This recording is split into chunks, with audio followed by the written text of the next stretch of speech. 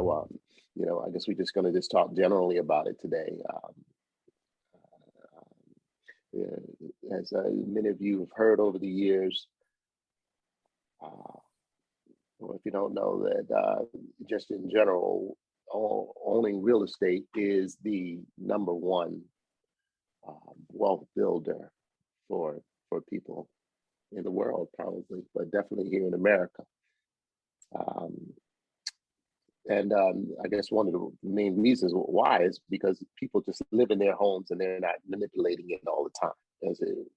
For people who are in the stock market, who are buying and selling stocks, you can get wealthy that way, but you have your hands on the assets all the time, and you can actually, it's not a good idea to keep going in and selling and buying whenever the market goes up and down. Whereas when people have their homes, they just kind of basically forget about the wealth building aspect of it, and they're just living in the house. So, 20, 30 years later, your house is generally worth a lot more than it was when you bought it 20 years ago, 30 years ago. So before you know it, you've accumulated wealth without really putting much thought into it, other than paying your mortgage every month.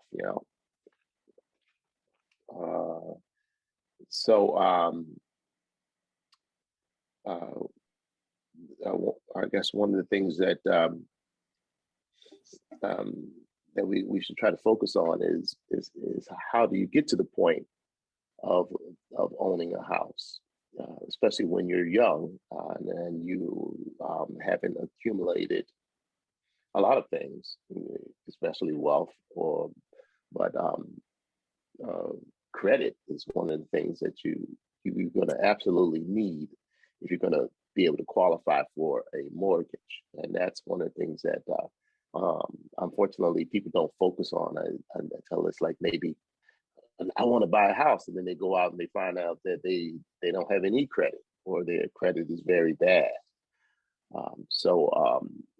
One of the things that you want to start focusing on, or that we should be telling young people to focus on, and when I say young, I'm talking about people who are just getting out of school, just getting out of college, just in general, and maybe even high school too, because you can buy property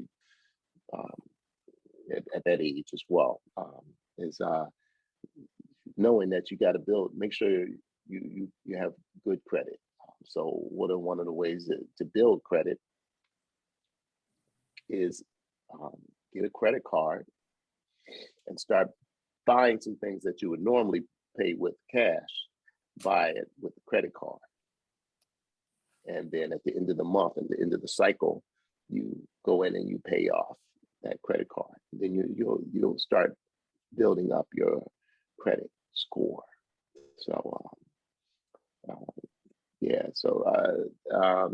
that's in general for us Black people. I assume most of us on this call are Black. We've been kept out of the real estate and the ownership market for since the existence of this country, and even before. So there exists today a big wealth gap, and I put a link in the chat already about where you can go in and read about that gap. There's a gap between whites and everybody else, and the gap is biggest between whites and Blacks, like a 20 to 25% gap in the rates of home ownership. Like 75% of whites own their own homes, whereas it's only 50% of Blacks, something like that. So Lafayette, can I interrupt you real quick? Yeah. Mm-hmm. After you finish your thought with the wealth gap, which is a very important one, if we could introduce the guys in Rich, that would be great. Okay. Sure thing. And forgive me for just jumping right in. I was no, it's all right. It's all right, man. I know you're excited, man. You're excited, man. So that lack of home ownership in the Black community is a something that holds Americans back in general. So if more Black people can become homeowners, then that would lift the living standards of America in general. So that's one of the things I feel we should focus on.